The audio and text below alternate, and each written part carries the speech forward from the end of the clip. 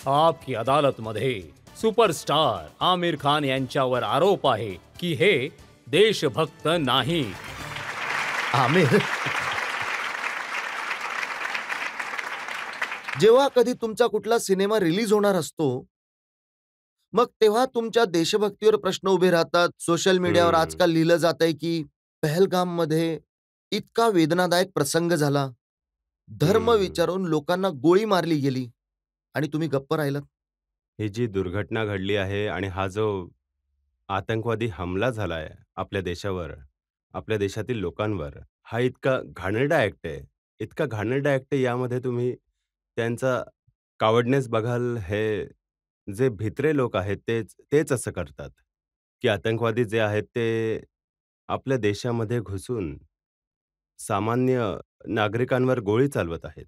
कुटुंबातील लोकांवर गोळ्या चालवत आहेत. तिथे मी सुद्धा असू शकलो असतो, तुम्ही सुद्धा असू शकले असता. आणि त्यांचा धर्म विचारून त्यांच्यावर गोळी चालवत आहेत. याचा काय अर्थ आहे? यावर मी बोललो सुद्धा आहे. आता होतं काय, की मी सोशल मीडियावर नाहीये. तर जशा गोष्टी होतात तसे लोक 1-1 सेकंदामध्ये गोष्टी बोलतात. मी सोशल मीडियावर नाहीये. आणि मी याच्याबद्दल बोललो सुद्धा आहे. जेव्हा मी कुठल्यातरी फंक्शनमध्ये गेलो होतो, मला विचारलं होतं, तेव्हा माझं खूपच स्पष्ट उत्तर, हा जो हल्ला आहे तो केवळ आपल्या देशातील लोकांवर नाहीये. हा आपल्या देशाच्या एकतेवर सुद्धा हल्ला आहे.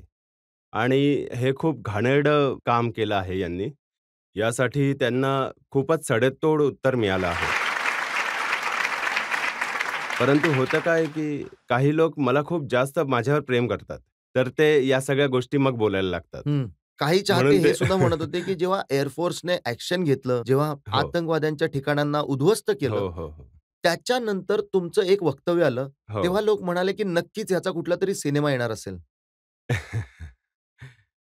हे बघा, जे आपल्या सैनिकांनी, जे आपल्या वीरांनी जे सडेतोड उत्तर दिलंय, त्याच्यासाठी मी बोललो तर काही चुकीची गोष्ट करत आहे का मी? मी त्यावेळी आपल्या सिनेमाचा विचार करू, की आपल्या सैनिकांबद्दल विचार करू? त्यावेळी जर मी हा विचार केला, की माझा सिनेमा येतोय तर मी गप्प राहतो, मी आपल्या आर्म्ड फोर्सेस विषयी बोलू शकत नाही, तर मला चुकीचं वाटतं. पण तर मी उघडपणे ही गोष्ट बोललो. पण जेव्हा तुम्ही हे म्हटलं, त्याच्याबरोबर 12 तासाने ट्रेलर सुद्धा रिलीज होतो. रजतजी, ॲक्चुअली आमच्या सिनेमाचा ट्रेलर तर खूप आधी येणार होता आणि मी तो यासाठी कॅन्सल केला, की आपल्या देशावर जो हल्ला झाला होता, तर मी त्वरित सगळ्या गोष्टी कॅन्सल केल्या. मी अंदाज अपना अपनाचा, मला आठवतंय प्रीमियर सुद्धा होता त्या दिवशी. तर मी सगळ्या गोष्टी जसं हे सगळ्या गोष्टी आमच्या कॅन्सल झाल्या होत्या. जसं प्रत्येक हिंदुस्थानीच्या मनामध्ये राग आला, आपल्या मनाला खूप मोठी ठेच पोहोचली, तर त्याच भावना माझ्या आत सुद्धा होत्या. उलट मी कितीतरी दिवस डिप्रेस्ड होतो, घरातून बाहेर सुद्धा नाही निघालो. सोशल मीडियावर त्यांनी लिहिलंय की हा ॲक्सिडेंटल पॅट्रियोटिक आहे.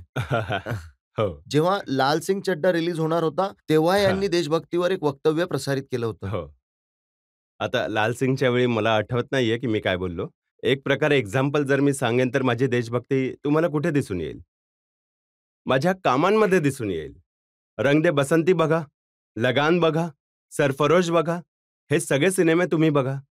जितके देशभक्तीचे सिनेमे मी केलेत, क्वचितच कुठल्या आर्टिस्टने केले असतील. उलट एकदा मी मनोजजींना भेटलो होतो, मनोज कुमारजी, ज्यांना आपण म्हणायचो Bharat, because he was non as a Patriot. तर मनोजजी म्हणाले, की माझ्यानंतर जी जनरेशन आहे त्याच्यामध्ये जर कोणी मला वाटतं, की माझ्यासारखा देशभक्त आहे आणि तो देशासाठी काही करत आहे, तर तो तुम्ही आहात. हे ते स्वतः मला म्हणाले. माझे सिनेमे त्यांनी बघितले. आता जे तुमचे चाहते आहेत ते काय म्हणतायत? ते असं म्हणतायत की टर्कीने या पूर्ण इन्सिडेंटमध्ये पाकिस्तानला साथ दिली. हो, हो. टर्कीने आपल्या देशाशी वैर केलं, हं, पाकिस्तानला ड्रोन दिले आणि मग त्यांनी तुमची छायाचित्र छापली हं. टर्कीचे प्रेसिडेंट एर्डोगन यांच्याबरोबर. हो, हो, हो. हे टर्कीने खूप चुकीचं केलं आणि प्रत्येक हिंदुस्थानीला यामुळे ठेच पोहोचली आहे. काही वर्षांपूर्वी त्यांच्या इथे भूकंप आला, तेव्हा तुम्हाला आठवतंय? भूकंप आला होता. तेव्हा त्यांना सगळ्यात आधी हेल्प कोणी दिली होती? आपण दिली होती सगळ्यात भारताने. आधी आपण इंडियाने हेल्प केली होती. आपल्या सरकारने केली. त्यांना मदत केली होती. त्यावेळी आपल्या सरकारला देखील माहीत नव्हतं. ज्याप्रमाणे मला माहीत नव्हतं, जेव्हा मी एर्दोगनला भेटायला गेलो होतो. जसं सरकारला माहीत नव्हतं, तसं मला सुद्धा माहीत नव्हतं. 7 वर्षानंतर हे असे वागतील आपल्याबरोबर. आपण तर मैत्रीचा हात पुढे गेलाय. आपण त्यांना मदत केली. त्यांच्या वाईट वेळेमध्ये आपण त्यांना मदत केली. सगळ्यात आधी आपण होतो आणि त्यांनी आपल्याला हे उत्तर दिलं. तर हे चुकीचं आहे. परंतु हा फोटो माझा त्यावेळचा होता, तर सरकार सुद्धा त्यावेळी त्यांना मदत करत होती. तर आणखी एक फोटो आहे माझ्याकडे हो, हो. एर्डोगनच्या बायको बरोबर. ती त्याच्यापेक्षा सुद्धा जुनी गोष्ट आहे. ती तर त्यापेक्षाही जुनी गोष्ट आहे. आता बघा रजतजी, काय होतं, मी as a celebrity, as an actor, जेव्हा मी दुसऱ्या कुठल्या देशामध्ये जातो, तर I am like an ambassador of the country. तर जेव्हा कोणी मला म्हणतं, तुम्ही चहासाठी या, तर मी नाही म्हणणं मला चांगलं नाही वाटत. असं आपल्या आयुष्यामध्ये खूप वेळा होतं. आता टर्कीने जे केलं ते खूप चुकीचं केलं आणि यामुळे प्रत्येक हिंदुस्थानीचं मन दुखावलंय. आम्हाला खूप राग आहे. आम्ही तर तुम्हाला मदत आमचं केली तर आणि म्हणणं तुम्ही आहे आम्हाला boycott टर्की. लोकांनी आपले ट्रॅव्हलचे प्लॅन जे टर्कीला जाणार होते खूप ते योग्य कॅन्सल केलं. केले. खूप योग्य केलं. खूप योग्य केलं. आपण अजिबात टर्कीला सपोर्ट नाही केला पाहिजे. जेव्हा ते आपल्यावर हल्ला करत होते, जेव्हा ते आपल्या विरोधी त्यांना पाकिस्तानला ते मदत करत आहेत, जेव्हा ते आपल्याबरोबर वाद सुरू आहेत, तेव्हा ते पाकिस्तानची बाजू घेत आहे. जेव्हा आपण त्यांना मदत केली आहे, तर हा काय प्रकार आहे? हे चुकीची गोष्ट आहे. खूप अत्यंत चुकीची गोष्ट काही आहे ही. लोकांनी हे सुद्धा लिहिलं की आमिर खान त्यांच्या सिनेमामध्ये पाकिस्तानचं नाव नाही घेत. पाकिस्तानमध्ये जे आतंकवादीचे आका आहेत त्यांच्याबद्दल कधी काही दाखवत नाही. हिंदुस्थानची फिल्म हिस्ट्री तुम्ही काढून बघा. नेहमीच आम्हा लोकांना सेन्सर बोर्ड जे म्हणतात, शेजारील देश म्हणा, तुम्ही त्यांचं नाव नाही घेऊ शकत. तर आधीच्या काळामध्ये यायचं की ते शेजारील देशावर हल्ला झालाय आणि शेजारील देश जे आहेत, तर आम्हा लोकांना अलाउड नव्हतं, सिनेमावाल्यांना हे आम्हाला बोलणं अलाउड नव्हतं की हा शेजारील देश तुम्ही नाव नाही घेऊ शकत. तुम्हाला हे माहिती आहे? की सरफरोश जो माझा सिनेमा आहे सरफरोश, तो पहिला सिनेमा आहे इतिहासामध्ये, ज्यामध्ये आम्ही उघडपणे पाकिस्तानचं नाव घेतलंय. ISIचं नाव घेतलंय उघडपणे.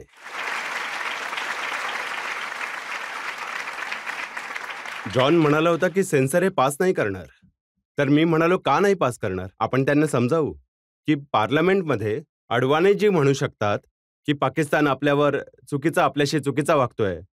ISI आपल्याबरोबर काही गुप्त गोष्टी करताय, आपल्या देशामध्ये आतंकवाद पसरवताय. जर अडवाणीजी आपल्या पार्लमेंटमध्ये म्हणू शकतात, जो पब्लिक प्लॅटफॉर्म आहे, तर आम्ही का नाही म्हणू शकत? आणि त्या बेसिसवर आम्हाला परमिशन मिळाली त्या सिनेमामध्ये आणि तो पहिला सिनेमा होता, ज्यामध्ये आम्ही ते नाव घेतलं. त्यानंतर जेवढे काही सिनेमा आले, आता आपण पाकिस्तान म्हणतो किंवा ISI म्हणतो, परंतु सरफरोश पहिला सिनेमा होता. तर जे लोक म्हणतात की मी पाकिस्तान विरुद्ध बोलत नाही, मी सगळ्यात जास्त तर पाकिस्तानचं नाव तर आम्ही घेतलंय, आणखी कोणी नाही घेतलं. मला आठवतंय त्या सिनेमामध्ये नसरुद्दीन शाह यांना ISIचा एजंट दाखवलं हो, होतं. ISI चा नाव घेऊन एजंट सांगितलं होता. होतं. आणि जे मिर्ची सेटचं कॅरेक्टर तुम्ही त्यात दाखवलं होतं, आत्ता ते सिद्ध झालंय की असंच लोकं करतात. हो, म्हणजे बघा की ही खूप दुःखाची गोष्ट आहे, की बघा जो पाकिस्तान जो उठाठेवी करतो आणि जे चुकीचं काम करतो, त्यामध्ये अनफॉर्च्युनेटली आपल्या देशातील सुद्धा कधी-कधी काही लोक सामील होतात. आणि ही तर खूप खेदाची गोष्ट आहे, अत्यंत खेदाची गोष्ट आहे. ते माझं पात्र होतं सरफरोशमध्ये ACP राठोड. तो सगळ्यांना पकडून देतो. भले तो हिंदुस्थानी असो, जो हिंदुस्थान विरुद्ध काम करतोय किंवा नसीरचं जे पात्र होतं, जे ISIसाठी काम करत असतो. तर कधी-कधी लोक म्हणतात की सगळ्या सिनेमावाल्यांना या गोष्टीची काळजी असते की आमचा सिनेमा पाकिस्तानमध्ये सुद्धा दाखवला जाईल. हो, तिथूनही कमाई होईल. हो. त्यामुळे जरा थंड राहावं, जास्त बोलू नये पाकिस्तानबद्दल. तुम्हाला माहिती आहे सरफरोश नंतर मला खूप सारे निगेटिव्ह कमेंट्स आले पाकिस्तानमधून, की तुम्ही हे आमच्याबद्दल काय दाखवत आहात, हे करताय, ते करताय. खूप निगेटिव्ह कमेंट्स. आणखी एक गोष्ट मी तुम्हाला सांगतो. तुम्हाला माझा सिनेमा दंगल आठवतोय? जेव्हा दंगल लागला होता, तेव्हा Disney was the one of the producers त्यांनी प्रेझेंट केला होता. तर ते म्हणाले, की पाकिस्तानच्या सेन्सरकडनं आपल्याला रिएक्शन आली, की हे जे तुम्ही शेवटी गीता फोगट जिंकते, तर त्यानंतर आपला तिरंगा वर जातो आणि आपलं राष्ट्रगीत वाजतं. तर ते म्हणाले, की तुम्ही या 2 गोष्टी काढून टाका. हिंदुस्थानचं नॅशनल अँथम काढून टाका आणि तुम्ही इंडियन फ्लॅग काढून टाका. नाहीतर आम्ही हा सिनेमा पास नाही करणार.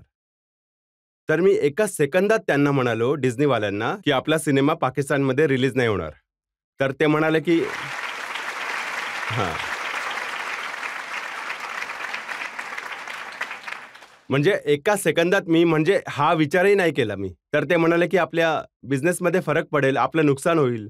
आय सेड जो आम्हाला हे सांगेल, की आपला इंडियन फ्लॅग काढून टाका आणि जो म्हणेल, की आपलं राष्ट्रगीत काढून टाका, त्यांच्यामध्ये मला इंटरेस्टच नाहीये. तो धंदा मला नकोच आहे. सगळ्यात जास्त धंदा जर तुम्हाला कुठून मिळाला असेल, पैसा कमवला असेल, तर तो चायनामधून मिळाला असेल. नाही नाही नाही, इंडियामधून झाली आहे. माझी सगळ्यात जास्त कमाई इंडियामधून झाली आहे. चायनामध्ये एक सिनेमा माझा खूप चालला आहे, दंगल. 2 सिनेमे, सिक्रेट सुपरस्टार आणि दंगल. परंतु माझी कमाई तर पण इथूनच झाली, चायनामध्ये या तर खूप धर्तीवर. मोठा स्टार तुम्हाला मानलं जातं. हो हो हो, त्यांना माझे सिनेमे खूप आवडतात. हो. तुम्ही तर चायनीज सारखे दिसतही नाही. आजकाल लोक विचारतायत की भाऊ, टर्की शत्रू आहे, तिथे हे गेले होते. चायनाने पाकिस्तानला सपोर्ट केला आणि हे चायनामध्ये मोठे स्टार आहेत. आता मी काय करू? त्यावेळी जेव्हा दंगल लागला होता, सिक्रेट सुपरस्टार लागला होता, तोपर्यंत तर आपल्याला काही त्रास सुद्धा नव्हता चायनाबरोबर. चायनाबरोबर आपली मैत्री होती. आणि चायनीज गव्हर्नमेंटने तुम्हाला अवॉर्ड दिला, नॅशनल ट्रेजर ऑफ इंडिया. हो. त्यांनी मला अवॉर्ड दिलंय, नॅशनल ट्रेजर ऑफ इंडिया. परंतु तुम्ही हा विचार करा की ते हे नाही म्हणाले की नॅशनल ट्रेजर ऑफ चायना, ते म्हणाले नॅशनल ट्रेजर ऑफ इंडिया.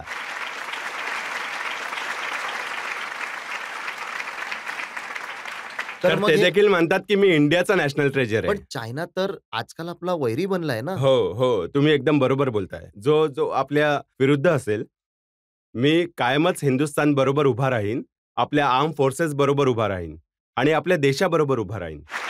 आज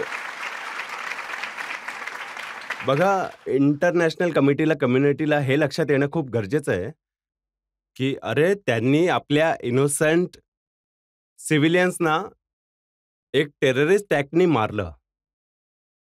हे सगळ्या जगाला समजलंय की सुरुवात त्यांनी केली. त्यांनी आपल्या इनोसंट लोकांना मारलं. ही कुठली पद्धत आहे? हा माणुसकीवर हल्ला आहे. त्यांना तर लाज वाटली पाहिजे की त्यांनी असं केलं.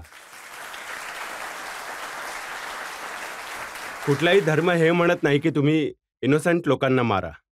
आणि हे टेररिस्ट जे करत आहेत, मी त्यांना इस्लामिक समजतच नाही. मी तर त्यांना मुसलमान सुद्धा मानत नाही. कारण इस्लाममध्ये लिहिलंय की ते तुम्ही जेव्हा कुणालाही तुम्ही कोणत्याच इनोसंट माणसाला मारू शकत नाही. तुम्ही महिलांवर हात उचलू शकत नाही. तुम्ही लहान मुलांवर हात उचलू शकत नाही. या सगळ्या गोष्टी आपल्या धर्मामध्ये आहेत, इस्लाममध्ये आहेत. ते जे करत आहेत ते धर्माच्या विरुद्ध जात आहेत, चुकीचं करतायत ते. जनतेमधून 1-2 प्रश्न आपण घेऊ शकतो. हल्लीच ऑपरेशन सिंधूर झालं होतं. भारतीय हवाई दलाने की पाकिस्तानचे टेररिस्ट कॅम्प उडवले होते उडवले होते. हो, आणि याच्यामुळे आम्हाला खूप प्राऊड फील नक्कीच. होत होतं. पण तेव्हा तुम्हाला काय फील झालं? म्हणजे काय वाटलं तुम्हाला? मला तेच फील झालं जे तुम्हाला फील झालं. तुम्हाला मला खूप गर्व आहे आपल्या सैन्यावर, आपल्या आर्म्ड फोर्सेसवर मला खूप गर्व आहे. मग तुम्हाला नाही वाटत की तिथे जाऊन बॉर्डरवर त्यांचं मनोबल वाढवायला पाहिजे? मी गेलोय. कदाचित तुम्हा लोकांना माहिती नाही ही गोष्ट. जेव्हा कारगिलचं युद्ध झालं होतं आणि आपण जिंकलो होतो कारगिलचं युद्ध, तेव्हा मी एकमेव माणूस होतो, जे मला आठवतंय. मला नाही माहित आणखी कोणी गेलं की नाही. त्यानंतर मी 1 दिवस, 2 दिवस, 3 दिवस नाही, मी 8 दिवस घालवले आहेत कारगिलमध्ये. मी लेहमध्ये लँड झालो. सर, मी लेहमध्ये लँड झालो आणि तिथपासून ते श्रीनगरपर्यंत जो रस्ता जातो, for 8 days I was on the road. आणि मी प्रत्येक रेजिमेंटला भेटलो. मी आसाम रायफलला भेटलो आहे, मी राजपुताना रायफलला भेटलो, लडाख स्काउटला भेटलो. जितके म्हणजे आता तर सगळ्या रेजिमेंटची नावं सुद्धा मला आठवत नाही, परंतु जितके रेजिमेंट्स होते त्या 8 दिवसांमध्ये मी केवळ सैनिकांना भेटलोय आणि मी त्यांची हिंमत वाढवायला गेलो होतो तिथे, की तुम्ही युद्ध आमच्यासाठी जिंकलंय, तुम्ही आमचं संरक्षण केलंय, मी तुम्हाला नमस्कार करतो आणि मी तुमचा आभारी आहे. हे मी केलं. मी कदाचित एकमेव, आणखी कोणी गेलाय का माहित नाही मला. आणि नाही, तुम्हाला काही लोकं आठवतं की गेले कोणी होते, तिथे त्यांनी गाणं गायलं, डान्स केला आणि मग परत आले.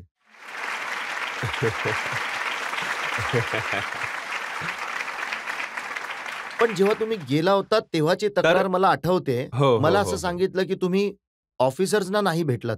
हो हो, माझी एक रिक्वेस्ट होती रजतजी. आर्मीच्या हाय कमांडला मी एक रिक्वेस्ट केली होती की मी हे 8 दिवस घालवेन, सैनिकांबरोबर घालवीन. तर ऑफिसर तर साहजिकच असतीलच तिथे, परंतु मला संपूर्ण वेळ सैनिकांबरोबर घालवायचा आहे. तर त्यामुळे मी ही एक रिक्वेस्ट केली होती की मी केवळ सैनिकांबरोबर घालवणार आहे, त्यांच्याबरोबर ऑफिसर सुद्धा आपण सगळे बरोबर राहू. आणि आता मी ती गोष्ट परत आली डोक्यामध्ये, परत निघून गेली. गजनी झाला. गजनी झाला यार.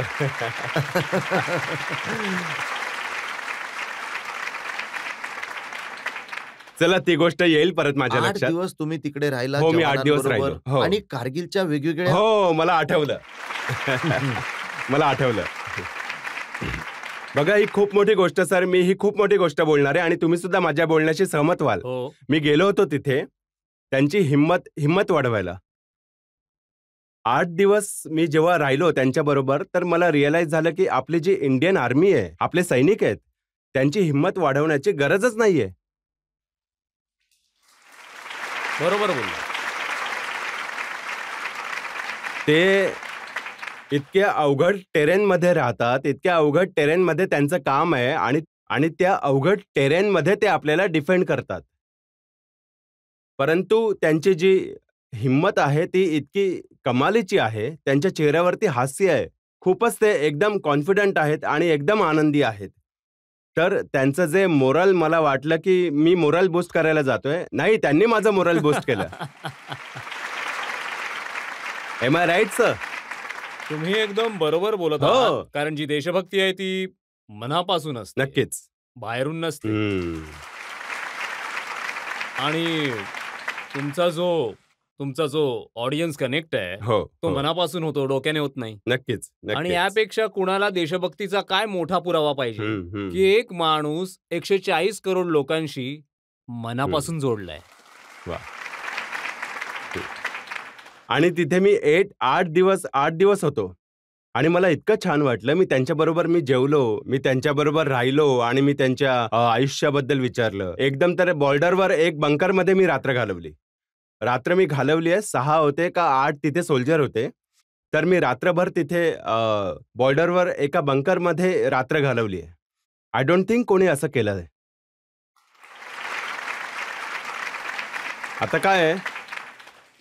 आता काय हे तुम्ही विचारताय रजतजी, तर मी उत्तर देतोय. परंतु काय चांगलं वाटतं का की मी लोकांना जागोजागी जाऊन सांगावं की मी हे केलं, मी ते केलं? माझं ते नेचरच नाहीये. मी आपल्याच जगामध्ये राहतो, मी काम करतो, मी बोलतही नाही. परंतु आता तुम्ही मला प्रश्न विचारताय तर मी बोलतोय. आणि हे चांगलं झालं की तुम्ही प्रश्न विचारताय. या सगळ्या गोष्टी आता बाहेर येत आहेत. मला सुद्धा आठवतंय. मला तर सवयच झालीये प्रश्न विचारायची. नाही, तुम्ही खूप चांगले प्रश्न विचारतात. मला तुमचा शो खूप आवडतो, मजा येते.